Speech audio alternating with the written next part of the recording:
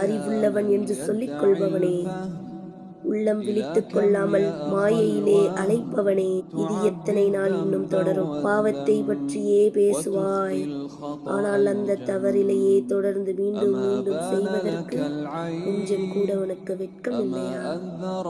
நேரம் ஓடிக்கொண்டே இருக்கிறது. உலகம் துன்பங்களால் நிரம்பியுள்ளது. அதை ஒரு கணம் பார்த்தே தெரியவில்லையா?